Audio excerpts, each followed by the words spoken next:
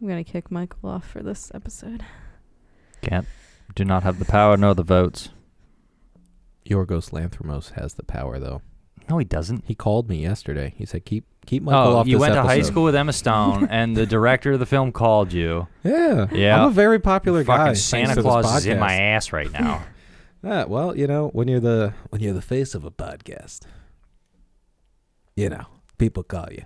He runs the business email. Okay. And by that I mean I haven't checked it in months. If you've reached out, I haven't seen it.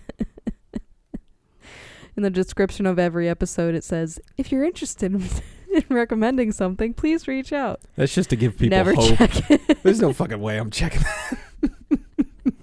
Also, why would we take Now watch the suggestions from peasants? The first time somebody writes in, I'm going to be like, oh, dude, we got to fucking do this. Yeah. No, we just say that and then never do. Just avoid all of their Respond suggestions. to their email like a really long, like, thank you so much. I really appreciate that. And, we're definitely going to do, and then just never do it. P.S. We're not doing anything you suggested. It's like, oh, man, I used to love The Green Mile when I was growing up. Great story, great movie. We're never fucking doing it. Thanks, Tom bye. Hanks was on the list. We refuse. Yeah. It's too bad. Nah, he'll always be my little Woody.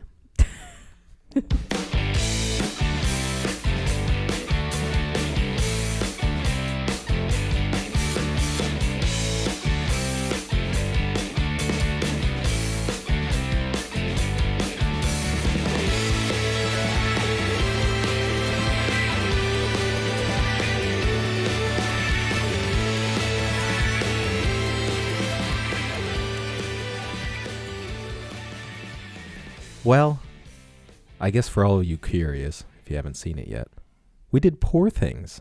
Poor thing. Poor Things. It was a movie, and I've been saying this guy's name all day, so I'm finally going to get to say it on recording. Everybody ready? Mm-hmm. Directed by Yorgos Lanthimos. I finally said it. Now I can never say it again, and I'm done. He was like, I have to say this perfectly, so let me just do it like 20 times. Yeah, but we did Poor Things. I wanted to see this. It looked fun from the trailers, and Emma Stone ended up winning an Oscar for it recently, so we were like, well, let's cover it, see what it is. I've never seen a movie by this guy, and apparently he tells insane stories. Yeah, really and freaking crazy. Does like insane camera work that I couldn't really, like there wasn't a particular style he was shooting in. It was just like, A bunch of them it's like together. a Beastie Boys video from the 90s, and now it's like a art film, and now it's this, and it was weird. Yeah. It's weird to see. I almost feel like it's in that realm of, although Michael's gonna hate that I say this, but Everything Everywhere All at Once, where it's crazy and you just kind of have to accept that it's crazy, and then once you're like along for the ride, then you can start to understand the story and the characters a little bit better. And after the first initial shock of it, it gets like interesting for me. I enjoyed the movie. Yeah, no, I mean, I didn't really have a problem with it. I was kind of tied up in the Bella Baxter story, and then I started having to call her Virginia or Valerie, and I wasn't into it.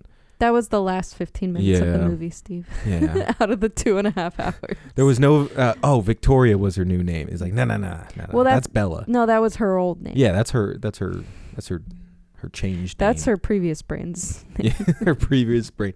But like I didn't know what like the concept was. I just thought this was Lady Frankenstein and Defoe was Frankenstein, and he was bringing like people back to life. I thought it was going to be like kind of like a comedy, like. Really? Yeah, that's what I thought. That's what you thought? They did play it off in the trailer as being like a little bit like quirky, but I didn't think it was like a comedy per se, although I laughed several times. Yeah, I think just from like the awkwardness of it and like some of the line delivery, you're just kind of like, all right. Some of it was like the dry delivery of lines when like what they're saying is funny, but the way they're saying it is like serious and dry. Right. That's how all of it went. Yeah, it was. It was the same but different. It was all very blunt. And the bluntness of it, it's more of a cutting laugh where you're like, oh wow, they said that in that tone, zero intonation. Oh, okay, that's what's going on. Okay, it's like at the end there when she goes with her ex, and he's just like, yeah, I have to keep this gun around me. I suspect a revolt coming soon from right. all of his from house the staff. Yeah, yeah. I'm like, all right, that's kind of funny, but it was just like totally just because it came out of nowhere, and I was like, I wasn't expecting this guy to like load a freaking revolver to go see his house. I think her past was like completely unnecessary for the film. Oh, like kind of like diving into like her yeah, the previous life? I don't think he needed to be there. I mean, when they swap brains with a goat, it's like, okay, she's as good as her creator was, but it was like that was to be expected because she. Yeah, I mean, there's a couple instances of her having that medical knowledge and things like, and how would you not growing up only in that house, only cutting up people? Yeah, there was a like you were saying before, it was very scattered, and once you're okay with scattered, everything was fine. Mostly linear with because there's always a difference between like twists in movies and linear surprises where it goes in a direction you weren't thinking, but since it's so scattered, it's not surprising after like the third time they do it. Right. So like the first time where like Bella cut too, and then she's just stabbing the crap out of the guy. It was like, okay, we thought she was gonna like do like. I thought she was going to do like some rudimentary opening, which is what her creator was doing, but it was just not. She's just shanking him in the eyeballs.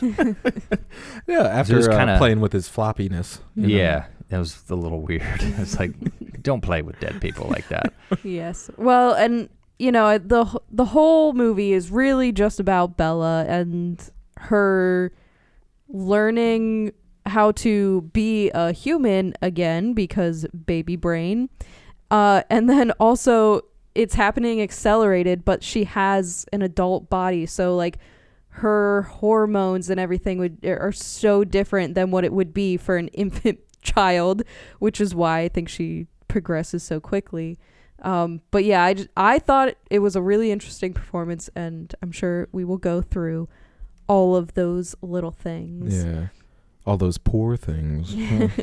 No, but I mean, just to get back to what you were saying, like, I think I do agree just with like the ex-husband kind of walking in, like with that only being like maybe the last like 15 minutes of the movie, it was kind of like, yeah, that kind of seemed a little shoehorned in, but like it was still kind of nice to see like that she became almost a better person now that she's been replaced. Like when you go back and you think of, she swapped his brain with a goat, so I don't know if better person. Well, I mean, he was about to shoot his staff. I would turn that guy into a goat. She was about to shoot her.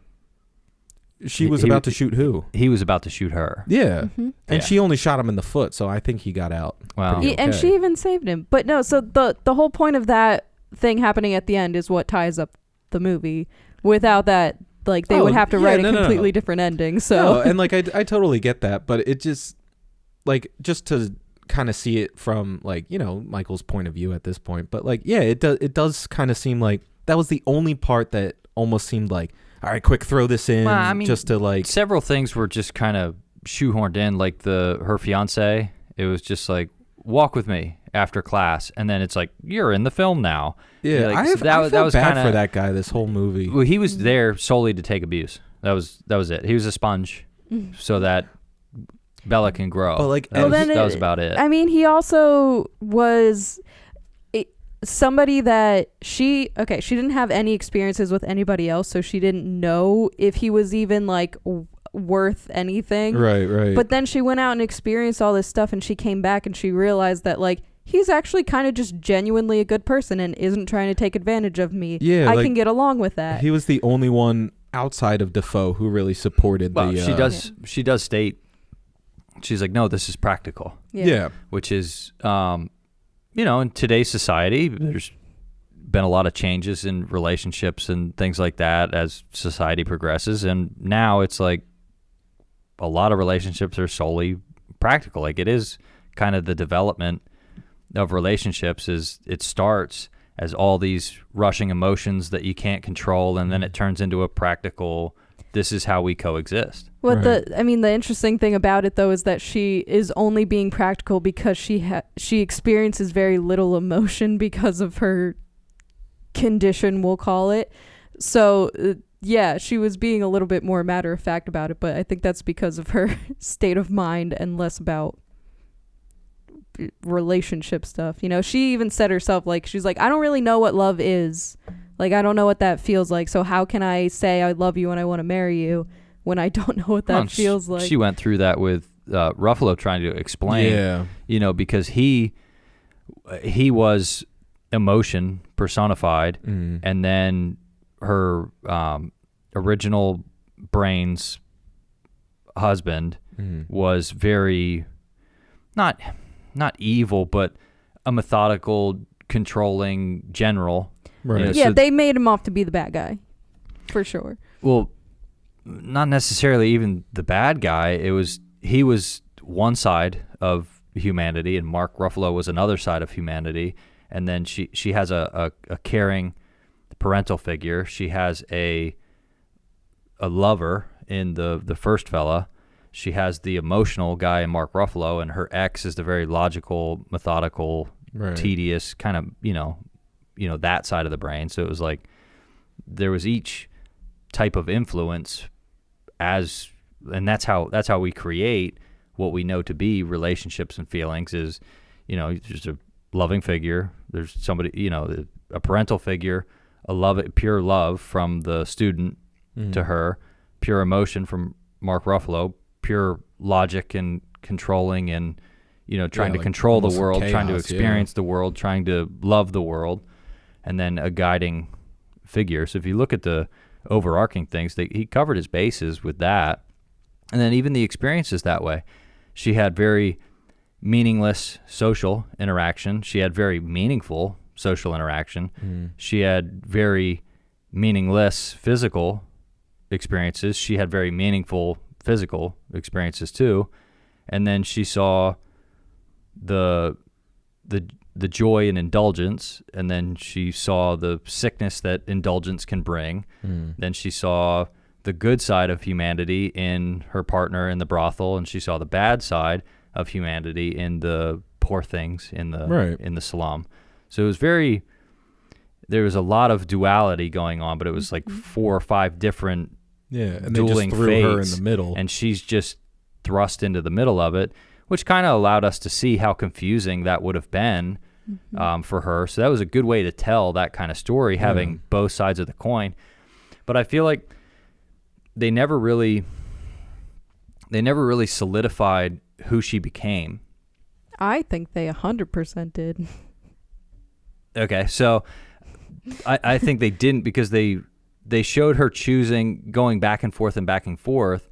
So if she'd gone with Mark Ruffalo and then came back, that was one thing. But then she left again, then came back, but still swapped the brains of the guy with the goat. So she still kind of kept him around a little bit, which was kind of weird for me, where it was just kind of like, okay, she didn't totally cut everything out and become this one thing, which I feel like a lot of us, we do that. This is what we want, but we don't mind a little bit of this, and we don't mind a little bit of that outside of our norms, which is just general people stuff. So it was kind of weird. They never pointed her in one specific direction. She always had very different outside factors around, which is what we have as humans. Yeah, well, that's why I was going to say I feel like it does give her an established character at the end, because, again, like, you're going through her story as if it is literally a toddler to a full-grown adult, and it's compacted into a shorter amount of time. So you're not only, you know, she's learning about the world. She hasn't had any society to take in before that. So she's learning about the world, she's learning about herself, and she's growing up and going through different stages of life quickly. So that's why some things she might, you know, make a different decision, because we all made different decisions as teenagers than we do now. We learn and we grow and we get better. And I think by the end of it, yes, it's not going to be like she is a perfect member of society, because she will never be like the perfect, society member, but she is confident in herself. She knows what she likes. She doesn't let anybody give her shit, and she is in control of her future. At the end, she's literally trying to become a doctor so she can help people. And yes, she did keep her ex-husband as a goat pet, but I think that's hilarious because he deserved to have a goat brain. That's not what I meant. They didn't lock her into one thing. Like, she wasn't exactly pointed in one direction. She kept a little bit of all of her experiences with her. That's what I meant by that. Yeah, and that's that's what life is all about, man. You keep a little bit of all your experiences. I know, but I was just saying that they didn't. She didn't just marry the dude and became the doting wife and this, that, and the other thing, which wouldn't be like her personality. They left it. Yeah, she's her own person and she has the job she wants, but that's not. Your job isn't who you are. That's she has that thing, but she kept pieces of it, which we all do. Mm-hmm. So I like that she kept pieces of it, and he didn't just, Jersey barrier into one specific route, which would be very unnatural for people. So I feel like we're agreeing. We're just saying different things. Yeah, she kept pieces. The whole thing was weird. All right. So the pieces she kept were weird. It was all weird. It was very, very, and yes. Shocker. Don't think this was based on a true story. I don't know. I don't know if the bringing people back to life and everything gave that away, but it was nice to see that, even though I don't know, it kind of felt, she went through so much, but it still felt like it ended kind of abruptly.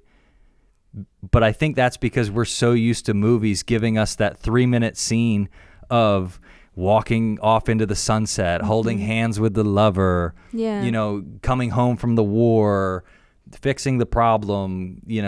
We're so used to that, and they were just like, they just gave us that kind of pan out scene of the little pieces of her all the way around. Mm-hmm.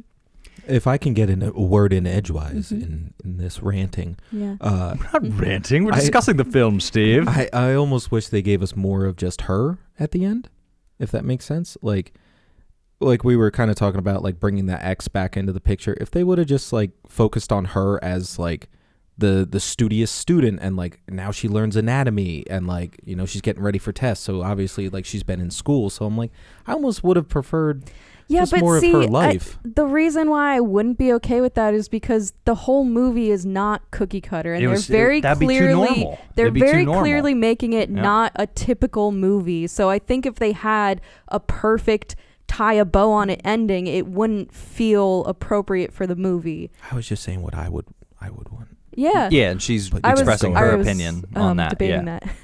Don't debate me. Debating it. No, but the right from the get-go, I think if you read anything about the film, saw at least 4 seconds of a trailer, or read who the director was and looked up his filmography, you'd have been like, okay, this is going to be a little strange. This is going to be different for sure. But right from the get-go, I think it was nice how Willem Dafoe's character is explained kind of as a father and a scientist and as a human by the things he experienced from his father. So it shows what he learned from his good and bad experiences, and then we get to watch her learning from her good and bad experiences, and some that meant nothing. So that was kind of neat. But I've always liked, because it was kind of, and I don't have very good film examples, but it was kind of steampunky in the scenery, and then it was kind of like BioShock, the video game, with the technology, where you're like, they're all surviving underwater with all this technology, and you just buy it. And I think from the get-go, because they started not brutally, but it was like, this is a weird film from 3 seconds in, you kind of buy into that, and you accept that world very quickly, which I think is important for a film. If it takes me an hour to get the sense of what the world is like, I have a hard time paying attention to the story because I don't know how the world's functioning. But this was like, they had the galleries for the surgery, so that would have been for us a couple 100 years ago. That's how they would have taught medical classes. Mm-hmm. So it had the old style architecture mixed with the new technology and the completely outlandish feats of medicine. Yeah, and you're kind of like never sure exactly what time you're in. You kind of assume it's like earlier 1900s, but then, like you said, sometimes it feels like it's more modern. So yeah, that was how many times have Steve and I said, for these films where it's like 1955 and it just slams up there in or big like the block exact lettering, July 7th, 2020, and we're like, we didn't need that. It's like, because the year, like, it didn't matter. It wasn't about the time period. It was about her time period almost. Yeah, so and then it also, you're not really sure if it's supposed to be set in the real world because like some of the sky was like crazy saturated with like colors and swirls that like would never happen in real life. And then there were also those like tram cars or whatever, like going around, they were hovering cable cars, and then the boat that was really futuristic looking, and it was also like green had smoke coming out of it. It had the smokestack, so it's like, okay, so, and I do like how they don't tell you, because it doesn't matter. Yeah. It doesn't matter what time it is. Right from the get-go, we're reanimating dead bodies, so we're like, all right, apparently anything goes. Yeah. I was going to say, I like that they didn't make Willem Dafoe a bad guy. Like, they didn't make him out to be like the evil genius. He was like kind of just genuinely a curious guy, and he cared about what he did, but it's just like such a weird, it's like the whole thing is a weird morality thing where you're like, what is good and what is bad in this case? Obviously to us, doing something like that in real life would be unthinkable. The amount of years in jail you would get from trying to put an unborn baby's brain into the mother after she committed suicide. It's not 4 years in jail. You would get multiple, like, that kind of stuff was nuts. Yeah, but like, I feel like if you think of it as like a dystopian, like, novel sort of story where you take out the reality in those instances, like, you can still kind of, find your own, like, well, in this case, I feel like even though Willem Dafoe did this terrible thing, like, he actually seemed to be a genuine person. And he only had a certain capacity because of his experiences. His capacity for it was very limited, and then it took him,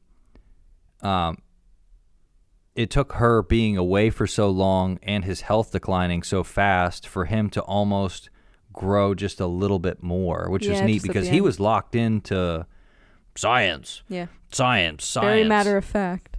So that was pretty neat. But right from the start, I did enjoy the setting up, so to speak, because it was very odd and very different, and they wore the dapper clothing and spoke with, and I me and words, like, I liked the way they spoke in this film because it wasn't,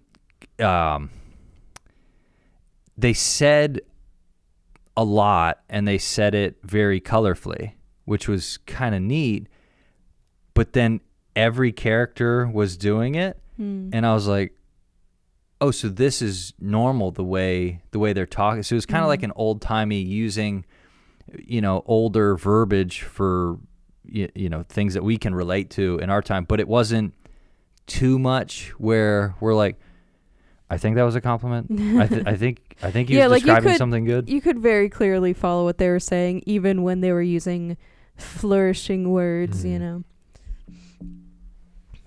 So, Steve, did you like the start of the movie? Yeah, it was good. it was good. All right, you guys keep going. It's good. Well, yeah, I mean, we start with her in the complete, toddler stage. Well, I mean, at this point, I don't even think we need to go through it all. Oh no, I wasn't gonna say that. Like, I just think, like, it's It was like what you were guys saying. Like when they just throw you into a story where everything is crazy. Like there's chicken dogs walking around the fucking house. There's a duck goat. The chicken pig. Yeah, like you have to instantly be ready for, okay, so this is going to be weird. The whole concept is people wanting to fuck a corpse. And it's like, okay, yeah, you better wrap your head around that pretty quickly because there's weirder shit happening. Can we go over some of that stuff? First of all, big no-no. What, corpse fucking? No, usually, yeah. Well, yeah. That's a little, but reanimating dead people, it's like you're playing God here. Don't do that. But it worked out pretty well for Frankenstein. Dr. Frankenstein. Oh, sorry. Frankenstein was the master. Sorry, I forgot he got Everyone says that. Everyone knows what you mean, but people are always like, it was actually Dr. Frankenstein. Yeah, but then it's Frankenstein's monster, not well, he was Frankenstein. A doctor. Yeah, he had to be a doctor. You call the monster Frankenstein because he didn't earn his PhD yet. So, fate played a big part in how she even got to be, and that was Willem Dafoe's main thing. He was like, fate brought you, and it was like, we need a body, and fate brought me a body. And it was like, all right, that's a little dark. It's supposed to make you feel. And that one little scene of what's the fiance's name? I think his name is Max, and Dafoe in like during dinner, and he's like, oh, I thought you made her just as like a mate. Well, because he's like, I didn't want to step on anyone's toes. Yeah, he kind of asks permission, and you're like, and even Dafoe's, I didn't think about that. Maybe he did. Yeah, and even Dafoe's like, I've tried to fuck her, but I can't. I definitely thought about. He that says from the get-go. It would take the amount of electricity that powers South London to make me feel something, and I was like, I didn't. That's a lot of electricity. Yeah. It's like I knew I was strapping in for like a weird concept, but I didn't think we were going to like. Yeah. Oh man, I could have fucked a corpse. Well, okay, but no, that's where it went immediately. Well, I feel like. Well, first of all, neither of you are gonna like what I have to say about this, but I feel like there are things that can relate to real life circumstances within this story, such as being a woman and everybody is trying to get in your pants, and that is just what it's like, in the world as an attractive woman. So she was in that position many times, and she had to kind of navigate, I think how she that let them goes. all in. Yeah, she did, but she was curious and she was experiencing the world. No, I was more saying how it's creepy that Dafoe has that thought, like that I would have had. Well, I feel like it's not creepy because everybody. Sorry, go on. Like if I made a goldfish, I wouldn't be like, oh damn, I could have fucked that goldfish. It's but it's a human. Wouldn't you like find some kind of like, I made this, so I'm like a parental kind of thing? Well, like maybe don't fuck your creation? He does say that. He said my responsibility towards her upbringing and things like that outweighed my desires or whatever. Yeah, but you can assume that a guy is bringing a younger girl back to life because he wants to fuck her. Like, you can assume that. Well, I think he was purely science driven at the start, and then it turned into something where he was like, where he had those thoughts, and the parental caretaker overcame it. I think that was an easier decision for him because apparently it was hard for him to reach whatever you want to call it back then. Happy. But so reach happy. Some of those weird things, we can continue on this path here. Little weird premise, and then we're never given a timeline on how old her brain is. So you have to figure it out. When Dafoe was like, well, why don't you marry her? In my head, I was like, it's been 2 weeks. Mm-hmm. So the baby wasn't even born yet. So maybe like, even if she was about to have the baby, that brain is only, it's a year less old. So I was like, I don't know about that. And I was like, wait, it's a weird movie. Let it go. Yeah, we aren't told from the get-go how long it's been since he did that, but we assume that she's kind of in a toddler phase based on how she's acting. Like the way she's talking and the way she's like smashing plates and on the floor and her stuff. Scars have healed and yeah. Yeah, so like you can assume it's been a while, but then also she's at an accelerated rate. So she goes again from being a toddler to a full-blown adult by the end of the movie. So you kind of have to just like base I it just on went her. by her hair length. Yeah, that and too. was- It did get longer and How I longer, so you assumed know she it was older. like 2 inches a day by the end, and then they do throw a little bit of time, but again, time's not important. But it was just weird because when I watched it, I was just like, maybe don't have sex with her. Yeah, it definitely feels very like But weird and uncomfortable. She goes to like kiss him or something like that, and he's like, well, not till we're married. I'm like, oh, okay. Mm-hmm. Yeah, again, he was So- the only like actual gentleman in her life, Mm-hmm. and he had to suffer the most, I think, to like let her go and let her experience the world. And then when she finally came back, I think he was just like, cool, I finally have my time to be happy. And then she goes off with the ex again, and he's like, all right, I guess I can wait another couple of weeks to Right. be happy. Yeah. Well, I mean, he's also like the pushover character. Yeah. He's the very I like always he's not feel- going to stand I up feel for bad himself. for the pushover characters because I'm the pushover. Yeah, but I don't think anybody's. Well, some of us want to sleep with you, Steve. Some of us. Yes, everyone in this room, cat included. Oh God. But the I think we can. We're at the sex portion of the movie. Yeah. So for me, Let me turn my page. as he Hold on. turns his page to the whole page of sex notes For- Steve has. No, I like because again, like I didn't view the sex as like an erotic thing. I didn't view it as like an exploitative thing. Where I thought it was just like they threw it in the movie to almost like put you in her point of view, where it's nothing.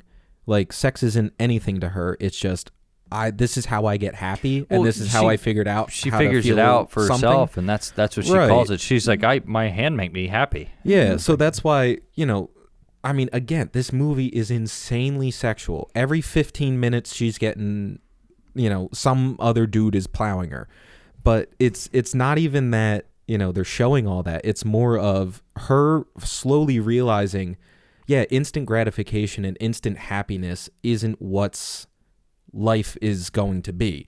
Mm-hmm. Yeah, you can block out everything. You can, hide all the stuff with whatever. Like all the problems with Mark Ruffalo, she was like, no, I have these other guys to make me happy for 20 minutes. I think that's a good commentary on something a lot of women experience, where Michael talking about the woman experience. Let's Yeah. see.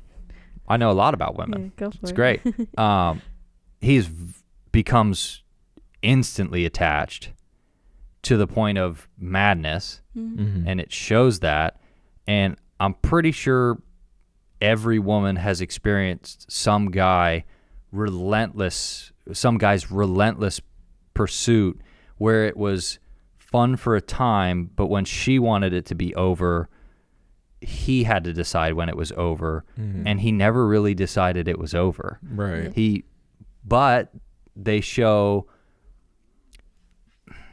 him now trying to ruin her happiness because he can't have the happiness, Right. which now Yeah, because he correct, didn't come Typical man out. behavior. correct me if this opinion on women is wrong, but actually don't, because it's right, because I knew things. But that is experienced by a lot of women, and a lot of men are very, I can't have her, so no one should. Yeah. And I feel like every woman's experienced No, that and I to mean, the point look- of ad nauseum. Look at how every man other than Max talked to her. It was like Mark Ruffalo kept saying, I will throw you off the fucking boat. I will fucking beat this guy to death. And And then like you get to the other guy, I will shoot you in the back of the head It so was I the- know you were leaving. the violence in language came out immediately Right. when they weren't satisfied because they were used to getting it. Right. So Also, how if did I do with that that was fine. commentary? Yes, thank you. Also, if you think of it as maybe this did happen early 1900s, saying things like that to a lady is not anything to even bat an eyelash And at, Right. because They were women were expecting- abused.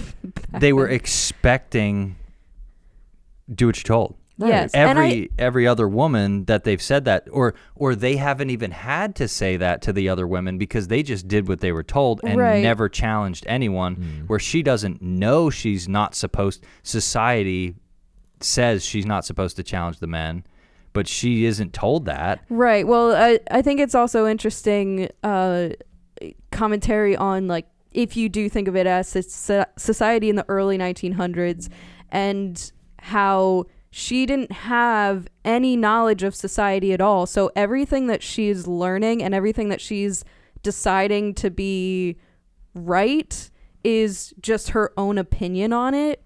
So I think it's really interesting to like see what she, you know, considers to be like, oh, well, why would I take that shit from you? For herself. Because I'm important too. And without having like that, you know, girls are raised to believe that they are secondary to men mentality. Like without that, she considers herself to like just be an equal member of society. And you know how we always complain about like women characters in movies where they're trying to like force feed almost like the empowerment down your throat instead of just showing you a powerful woman. Like this is one of the times where I'm like, you showed a woman who knew what she wanted to get. She went after it. She got it. And you didn't have to like show 15 clips of her getting knocked down and then Mark Ruffalo picking her back up or like her picking herself back up. It's like, no, she wanted to see the world. She wanted to have life experiences, and she went out and did it. And even when she was mentally like years younger than Mark Ruffalo, she still was more like stable and like she was able to process harder things a lot better than some of these dudes could, just because she went into it like, yeah, whatever. I mean, I need money. I want sex. This is how I do it. Cool. Whatever. It's a means to an end. And for the women's side of it, they showed the duality of that as well with the madame of the brothel, who visually phenomenal casting choice with the tattoos. That's exactly who I would expect. The age of the skin with the corset and how and it like folded. The raspy voice. The voice from Too Many Cigarettes and a whole lot of, so I like that choice visually for her. That really added some weight to it, and she didn't pull her punches. No, because she even told some of the guys that were coming in, I think she's a little handicapped. I don't know what word she used, but she's like, I think she's a little slow. And then with her, and I forget her name too, brothel lady number 7. I don't know, but the woman, the one she makes friends with, and later makes friends with brothel bestie, and she just best friend things. She's more of the because she never had a mothering figure, and or even like a female friend. Well, the only one was the old lady on the cruise, right? No, the maid in the home was her first woman experience, but she only did what she was told. Yeah. And she had a very non-attached, even to the point where because she's been gone for so long, they make another one of her. Yeah. And she's like, I like this one better than that. So she was very disdain for Bella. Yeah, Bella. And that was kind of neat to see the madame be very forceful and blunt and show the dark side, but also how you can use that because she says once you know the world, then you can change it. So she was getting good advice from completely different characters in completely different ways, but they both were doing the same thing to help her grow. One was just much more sexy about it than the other. Yeah. I'm going to bite your earlobe and tell you about the world. Yeah, that was sometimes I just can't control myself. I just like bites her a couple times. I thought that was funny because I could, my family's biters, so sometimes you just get bit. And I thought that was funny. It was like, they're adults and they're biting each other. That's hilarious. But I did one small complaint, as this movie, I think even in the title description, talks about equality. The amount of white nakedness did not equal the amount of other cultures' nakedness, and I, for one, was not. I was unhappy with. You wanted more other cultures naked as well? Yeah, because you're tired of seeing white naked men. Well, and ladies and women. So Mostly there was ladies. there was a lot of white cock exposed everything. Yes, and there was one black breast in the whole film, and in a movie about equality, should have put more of those in for me. Just saying. Just for Mike. Just saying. Yeah. Also, I'm half unsnipped kidding penises. about that.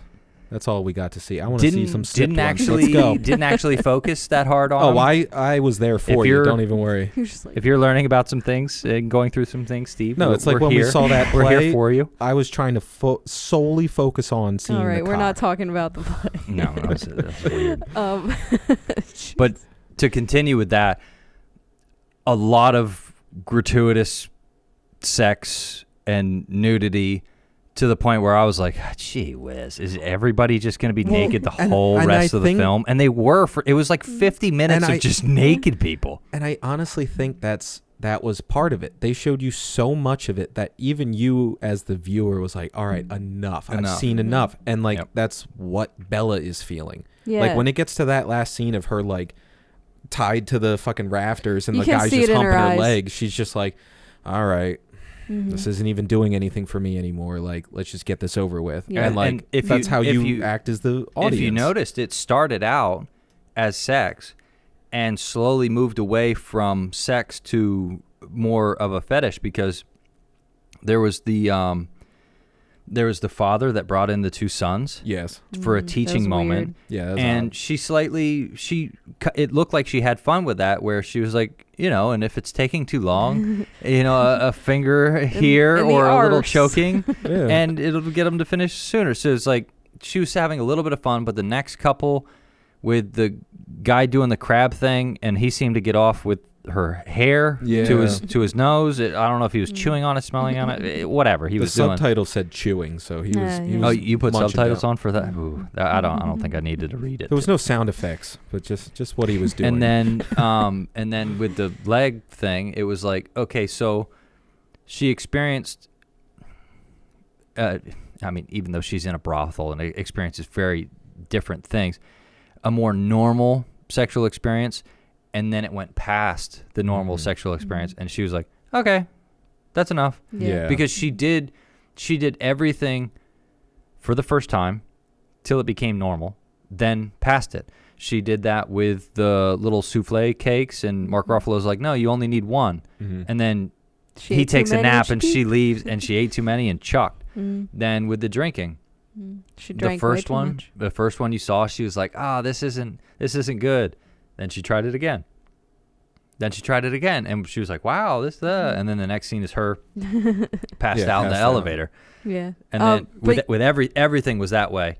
Tried it the first time, normal amount, then in excess, almost to regret, and then she backpedals. She's like, okay, so here's my line with this, here's my line with this, here's my line with this. Right. So that was kind of neat to see. Yeah, and I mean, all of the, sexual stuff is her teenage years. I mean, if you think about anybody in high school, yourself in high school, like when you first learn about sex or when you first experience it, it's like your mind is blown and you think it's the best thing ever. And it's just different because she is physically an adult and she's not, in high school with other kids her age. So it's like fine and innocent, whatever. But it's like a lot more serious because she's in a brothel. Look at what she goes from, like that first scene with Mark Ruffalo. She's like, why don't people just do this all the time? And And then it gets to the And end. then she realizes what happens. And then when she's you do just it all like, the time. oh my God, this is just like annoying at this point. Like, Yeah. I'm tired of doing this. Yeah, and she learns, like what Michael was saying, that when she wanted it and it's on her terms and she's enjoying it, that's totally different from, well, I think sex is fun, so I'm just going to do it with anybody at any time. And then she realizes that not everybody is doing it has because the same intent with it. not everyone's trying to both Yeah, and I mean, have fun. like she learns that from the madame, where she's like, some guys like it that you don't like it, but like, and it's also kind of like her experience with Mark Ruffalo. Like, she wanted like adventure, she wanted experience, but she wanted to be included in the experience and the adventure. So when he just like puts her in a box and then she's on a ship locked down for 3 days, she's like, this is an adventure. This is like forced companionship at this point. She's like, I'm your prisoner now. Yeah. And they do explore the prisoner thing several times. And the fact that like Mark Ruffalo is just like, well, I did it to be romantic. Now ride me. And like she just walks out of the room because it's not on her terms. It's not what she enjoys. And also he didn't do any effort to like make it exciting for her. Right. He's just like, okay, fuck me now. Yeah, he's like, he didn't go up to her and was like, hey, I'm gonna take you on this nice vacation. We're gonna go here. Like, come with me. No instead of romanticizing. Yeah, it was just get in this box and then, hey, look, we're on a ship. Deal with it. Well, and the other, I guess my slight difference in that opinion is she could have made the best of it and decided to just do things to spite him. Right. She found a couple, she's like, these are my new friends, and she hasn't gotten laid in 20 years. Isn't that terrible? And then they have this interesting friendship. Yeah, that old lady was my favorite part. She was fun.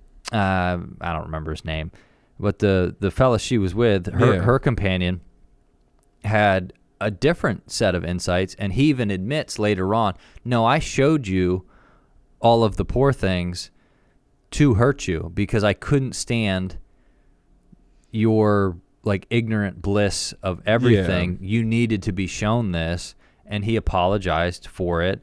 But she also says, you're just a little boy afraid of the world. And he agrees, but so what she did to him was what he did to her in their own way. So that was kind of neat to see, because they didn't show the dregs of society at all, and then they showed the extreme of the dregs of society but the one thing and if you guys noticed that there was a barrier between her and that type. So because she was born into a certain level, the stairs were gone. So she couldn't even stoop down to their level, even if she wanted to. The stairs of that building were in ruins. Right. So I kind of like the kind of like representing privilege. The illustration of that. I don't know if I'd use the word privilege because it's been overused like crazy. Sorry, can I find a synonym of the word privilege, please? Does anyone have one?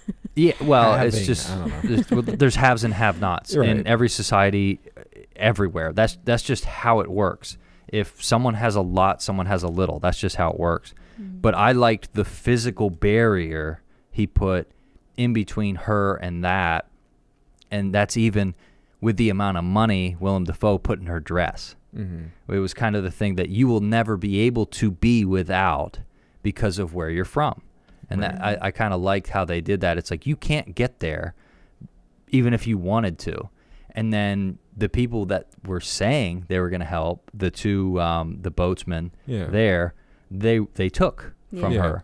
I agree with Mark Ruffalo. If I'd have just won all that money, I'd have been pissed too, okay? Yes. I'd have been very upset if I won the equivalent of a lifetime of money at a roulette table, which is hard to do statistically. Look it up. It's just hard to do. And then she just gives it away. And I like how that still shows the frivolous nature. Like, she doesn't have a firm grasp on anything. Yeah, and she's all. so innocent at that point that she doesn't even think that handing the money off to the boatsman it's not even a thought that people would do that. Yeah, Why? she's Because so innocent. I reacted this way to those poor things. They must share the same sentiment. And I also think that it is kind of a statement on money, how she doesn't even think of money as being worth anything. It holds no weight to her. Yeah. Until, she's trying to piece it together with the people who need money. She's like, well, if they need it and we have so much of it, let's give it to them. Yeah, it's very like, childlike innocence. Yeah. Well, and like even the guy that she's with, when she's like, we should help them, and he's like, well, what would we even do? And it's like, the minute we go down there, we're going to get attacked. We're going to do this. And it's like, you don't even know that, but you're just assuming because you're on this high pedestal and they're down there that the minute you walk down there, they're going to attack you and try and rob you.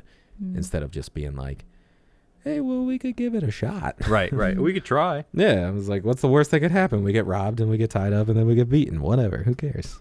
I do like his bluntness of that, because that is typical behavior of a have coming into contact with have-nots. Yeah. That's just how it works. And I mean, look at Bella, she may have came from money or whatever the scientist had, but she's just like a normal person. She lived on the streets. She's doing this, she's doing that. And yet these high society people, the minute she started talking to them bluntly like a human, oh man, you haven't been fucked in 20 years. Like, that sucks. Like, I hope you use your hand to make yourself happy. Like, they instantly. I do occasionally. Yeah. And like, even the higher ups are just like, oh yeah, this person's awesome. Like, I don't care what they are or who they are. Like, a little bit of hang out with them. Well, and it's a reminder of what they used to be. Right. Before they became accustomed to what they are now. Right. And that happens with everything.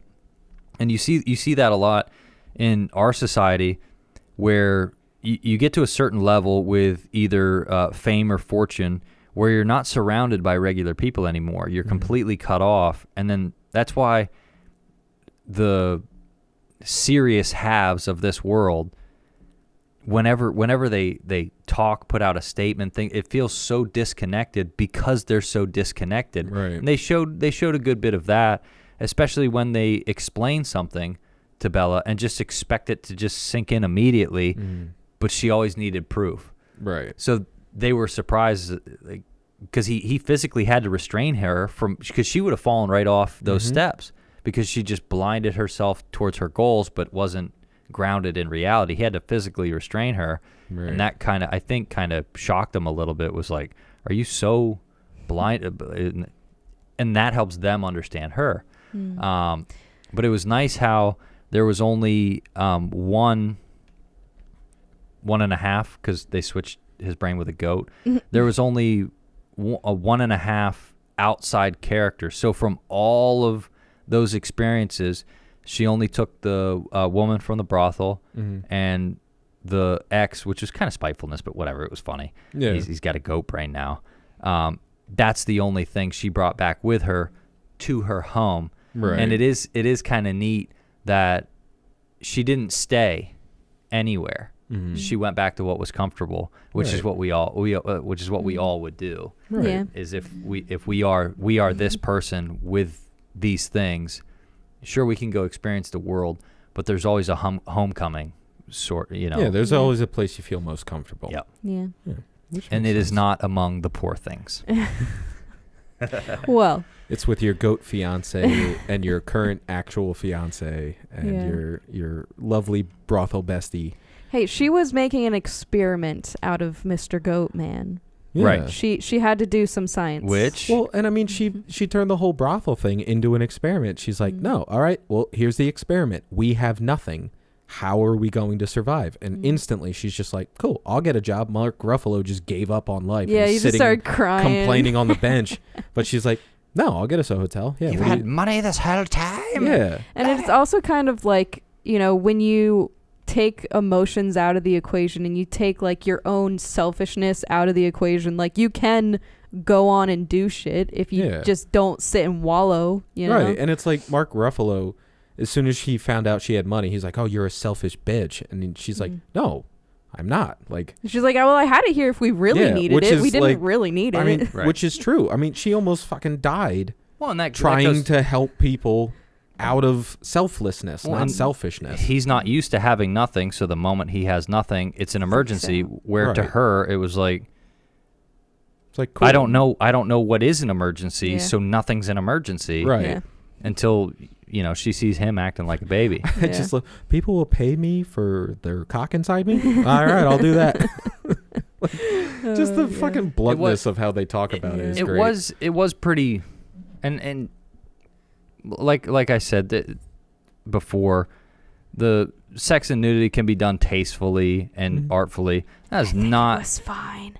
That was not how it went about. It was fine.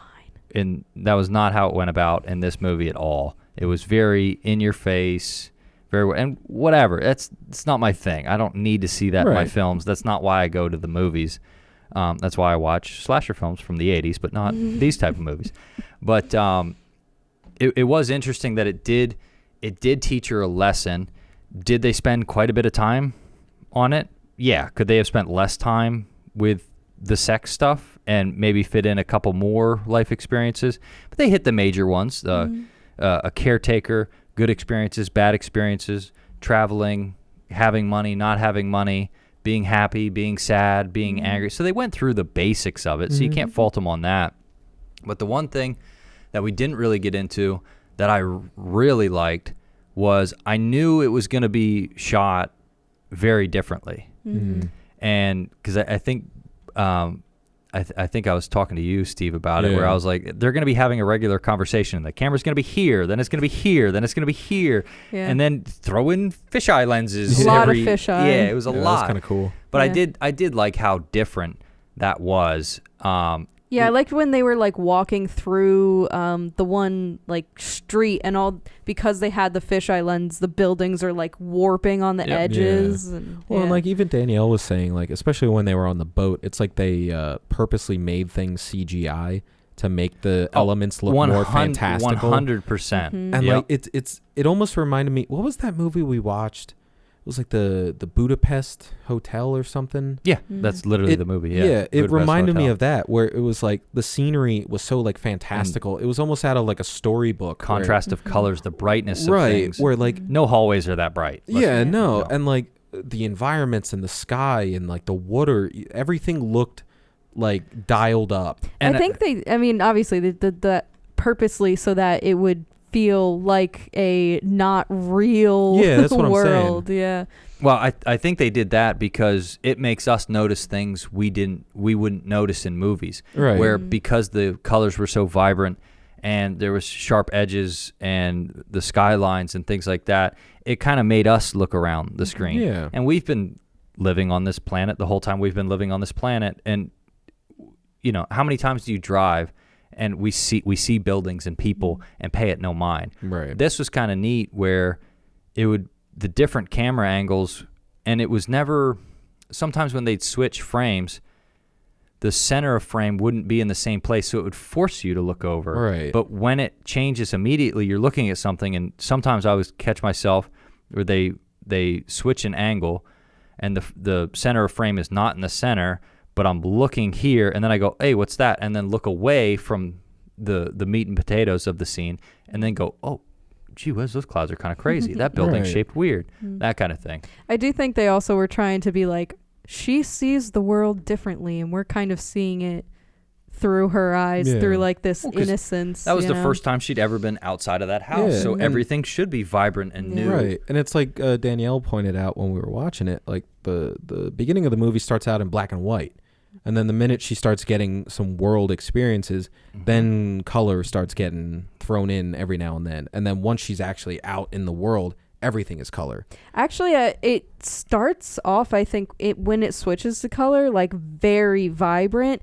And then at some point, they kind of like turn it down, I feel like, towards the lower part of her life, because when she's in the brothel, everything is like cloudy and gloomy, and that kind of like shows her, when she's at her lowest, and then at the end it like gets back up to where it was, not quite where it was at the beginning. Like, it was more like with the foliage and the greenery, it was more realistic. A color palette, and I think that they had the shrubs, and you saw the pets. If you want to call it pets very loosely, science experiments that survived, I guess.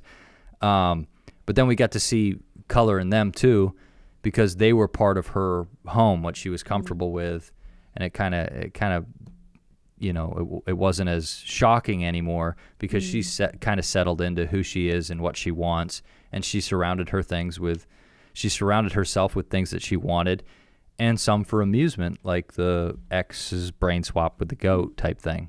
Yeah, so that's just for fun.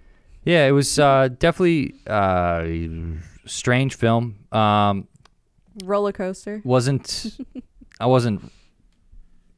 wouldn't have bet on Emma Stone winning an Oscar for that, but the costume one didn't surprise me at all. Like winning an award for the costume. Like we were saying, it's like they just put fluffy sleeves on everything. Everything was fluffy sleeves. Well, I feel like the reason why maybe she won an Oscar is because it's such an original type of role. It's not like she's playing a princess of England. It's like it's something that's so like unthinkable as like a standard role, and because she had to, do all these different going through the ages, and she also has to be a little bit handicapped the whole time, and her character's constantly changing. It just showed a wide range for the actress. Yeah. Which is fine, but I mean, look at DiCaprio. Like, the dude finally won an Oscar for just showing range. Like, he grunted. He fucking slept in a camel. Like, he does all this shit, and they finally give him an Oscar. Slept in a camel? Oscars are rigged Doesn't anyway. he sleep in Wasn't a that a camel? bear?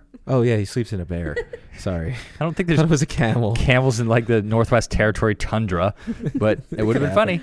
The But Oscars yeah. are a popularity contest. Yeah, and like that's the thing with the Oscar. Like, It's all doesn't matter. campaigning yeah, and nonsense. like I would love to see who she was up against because I know the girl from Killers of the Flower Moon was finally up, like the first Native American, like lady as an Oscar. that should tell you why nominee. she didn't win right there. Yeah, and like I get it. It's a popularity contest. I don't know how they go into the voting because I know like people have gotten snubbed every fucking year, and it's just how it is. We didn't even watch it. So. Yeah, but like there's always like that one movie that comes out. I watched it. Yeah. Killers of the Flower Moon was phenomenal, Yeah, and I really want to see it just because but of the historical. it was a true story yeah. that really happened. Yeah, and of course they can't be like, and oh, we're admitting fault. Here's an Oscar. well, white people did terrible things. We can't bring more attention to it. Yeah. No. Right. Heavens no. Right. But they gave Oppenheimer 7 of them. That was a white guy who did pretty bad things too. We won, Steve. Oh, all right. Good Yeah. point. Good point. All right, Yeah. we can tell that story. No, but overall, with the movie, Overall, Michael didn't like it. We get it. Overall, I thought it was he did a lot of things well with the movie. For me, it was too much certain things. All right, we get it. All right, it's just my opinion. I thought it was gratuitous in the amount of everything, but everything was gratuitous. The language, the sex, the treatment of women, the treatment of men, the visuals of the poor, everything was over the top. Where, I would have preferred to see,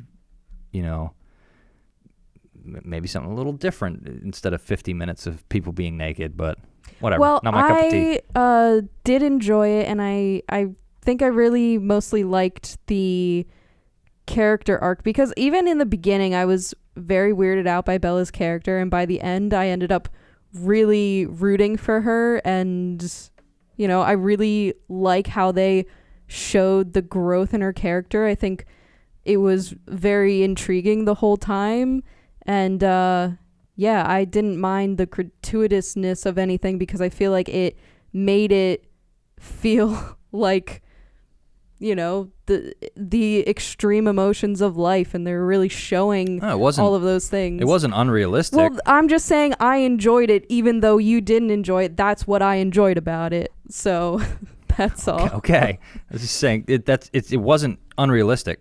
Worse things happen on the planet all the time. I just mean like they're highlighting all these big things that Well, whatever. before Michael and Danielle start beating each other, No, I'll just say I was agreeing. yeah, I was middle of the road. I liked it. Could take it, leave it. Probably won't watch it again. But I thought it did what it needed to do. Told a good story. I liked Emma Stone in it. I'm glad she won an Oscar finally. I think this was her first one. I think it was her second. Second? She won for something else. But yeah, like I don't think it was any. Like it definitely told like a different side of like a woman's journey, which was nice. And they made Mark Ruffalo kind of a douchebag, which I also enjoyed. And then, I also like that it was a little bit sci-fi. It's like a little bit like fantasy, a little dystopian. And like they take it to the extremes of everything, like what you guys were saying. But yeah, I'd say it was a solid experience. If you find yourself agreeing with Michael a lot, maybe you won't like it. If you find yourself agreeing with Danielle a lot, maybe you'll love it. You never know. Or you don't have to agree with any of us and form your own opinions. You can fucking hate it for all we care. Because that was what this story was about. Make your own choices and build yourself with your own. You know what, Michael? Decisions. I respect your decision to hate this movie. I didn't hate it at all. He did a lot of things really well. Yeah. I don't need the gratuitous sex in the see, movies. this is great. This is the one time I didn't hate the movie and I wasn't the bad guy. I didn't hate it. I don't want that much gratuitous sex all in right, films. Michael, we'll just change everything about the movie to make it better. No. I get it. Like, it was a lot, and it's a lot to take in if you're not expecting that amount of naked white men and I mean, if you had a crush on Emma Stone for a while, I guess this is the movie for you. No, But- because she's like young and partially handicapped, so it made you feel awkward. If you didn't feel awkward, you're the problem. Yeah, we might have to call somebody. But yeah, I mean, that was Poor Things. I'd say it's a mixed review from all of us, but No, check but it out, see what you think. As a film, you should watch it. Yeah, As a film, if you are I wouldn't really call us students of film or anything weird like that, but if you enjoy the structure of films, the story of films, how things are Visual portrayed, and the music. the mechanics of how a director can impact a story, this is a fantastic film. Right. I'm sure, I don't know, I've never taken a film course. This will probably be in some of those booklets on. I'm sure this is going to be studied at some point. This type of film. Here's Right. some good examples that show this. It'll definitely be in some of those, some of that like, learning knowledge for filmography. Right. It's like how they always show you fucking Citizen Kane for some reason. And it's like, yeah, you'll learn something from it. Whether you like the movie or not, you'll learn something about how movies are made watching these films. If you're going to watch Citizen Kane, you got to do it on a projector the way it was meant to be viewed. That's what I've had some There you bougie go. film people tell me. But Yeah. Poor Things, Check it out. Yeah. You never know. You might like it. Form your own opinions. Yeah. But yeah. maybe next then- time we'll just we'll trash like a shitty 80s slasher just to get away from No. some Next of time this. we'll watch These a are the movie fun with ones. no nudity for Michael. No, I want a moderate amount of nudity, like Okay. Zombievers. mock me Moderate. for my opinions. How 2024 of us.